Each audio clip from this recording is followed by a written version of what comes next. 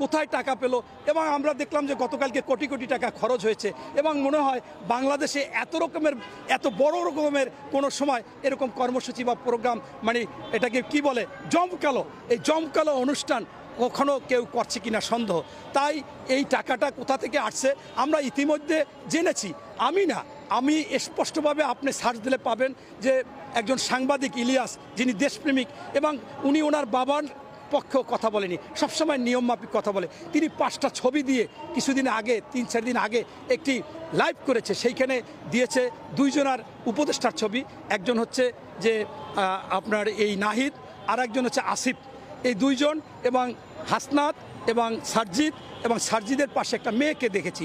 এই 5 জনের ছবি দিয়ে বলেছে যে এই 5 জনের পরিবার এবং 5 জন প্রচুর পরিমাণে টাকা বিভিন্ন জায়গা থেকে চাঁদা কালেকশন করছে, তদবির বাণিজ্য করছে, তার পরিবার তদবির বাণিজ্য করছে। এমনকি বলেছে মিরপুর একজন এবং বনশ্রী একজন, এবং এই টাকা এখন চাঁদার থেকে চলে গেছে ডোনেশন। সেই ডোনেশন আনতেছে। এই ডোনেশন কারা দিচ্ছে? তারা অবশ্যই সুযোগ সুবিধা নেবে, তারা অবশ্যই আওয়ামী ফ্যাসিস্টের সময় অবৈধ টাকা উপার্জন করেছে, এবং সেইটা আমাদের কাছে যে টাকা পয়সা নিয়েছে 5 জনেরই আমাদের কাছে রেকর্ড আছে, ডকুমেন্টস আছে, আমি প্রমাণ করতে পারি। বাংলাদেশেও কয়েকটি আপনার টিভি চ্যানেলে সাক্ষাৎকারও দিয়েছে।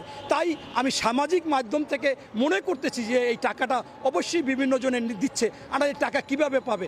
আমি যখন ঢাকা বিশ্ববিদ্যালয়ে পড়ি, একজন বুদ্ধিজীবী তাকে ওই আপনার 14ই ডিসেম্বর তাকে বুদ্ধিজীবী কবরস্থানে নিয়ে গুলি করেছিল। ফাঁকে উনি অজ্ঞান হয়ে ফাঁকে পড়ে গেছে, উনিও মনে করছে মরে গেছে। পরে 2-3 ঘন্টা পর উনি জ্ঞান ফিরেছে। ডক্টর আবু হামিদ লতিফ উনি বলেছিল, পৃথিবীতে যদি কোনো মানুষ বলে যে আমি একেবারে হালাল উপার্জন করি ন্যায়সঙ্গত, তাহলে সে মানবতার জীবনযাপন করতে পারবে। হাইফাই জীবন, গাড়ি মেনটেন করা, সেটা করা সম্ভব না। কিন্তু আমরা দেখতেছি 2 কোটি টাকার গাড়ি ব্যবহার করতেছে। কার কাছ থেকে আনতেছে? একজনের কাছ থেকে। সে কি এমনি দিবে? অবশ্যই সুযোগ সুবিধা নেবে। তাই আমার কাছে মনে হচ্ছে যে এইটা কোনো অশুভ শক্তি, অবৈধ উপার্জনকারী শক্তি, এবং রাঘব বোয়াল যারা অবৈধ টাকার, তারাই কোনো না কোনোভাবে সুবিধা করতেছে। এমনকি বহির্বিশ্ব থেকেও সুযোগ সুবিধা আসতে পারে। ইতিমধ্যে সামাজিক মাধ্যমে দেখা গেছে যে কিছু কিছু এনজিও টাইপ ইউএসএ, আমেরিকা থেকে তারাও কিছু কিছু অনুদান দিয়েছে। আমাদের ডক্টর ইউনূস সাহেব, তিনি কিন্তু একজন আন্তর্জাতিকভাবে এনজিও প্রতিনিধি বা এনজিওর কাজ করেন, তিনিও এনে দিতে পারেন। তিনি তো আগেই স্পষ্ট করেছেন তারা নিরপেক্ষতাও অনেকটা হারিয়েছেন, যে তাদের পক্ষ নিয়েছে। তাই আমি বলবো যে যেভাবেই যে টাকা পয়সা আসুক সেটা হলে বড় কথা না। বড় কথা হচ্ছে আজকে তারা একটা পার্টি, আজকে থেকে তারা নিরপেক্ষ ভূমিকা পালন করবে। সকল দল যে সুযোগ সুবিধা সরকার থেকে পাবে সেইটা নিবে, এবং আপনার তারা পরিশ্রম করে দলকে গঠন করবে। একটা প্রতিযোগিতায় গেলে তারা সেইভাবে যাবে।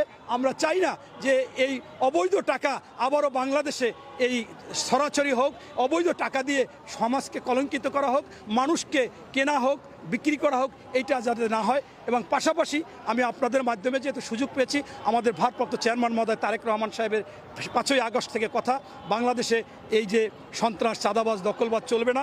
আমাদের বিএনপি যারা আছে তাদের সবিনয়ে আবেদন করব, তাদেরকে প্রতিহত করুন, ধরুন, এবং কোনোভাবে এটা বরদাস্ত করা হবে না। আমাদের তারেক রহমান সাহেব এদেরকে বরদাস্ত করবে না। হাতে গোনা 2-4 জনের মাধ্যমে এই সমস্ত অঘটন ঘটবে, এটা কোনোভাবে বরদাস্ত করা হবে না।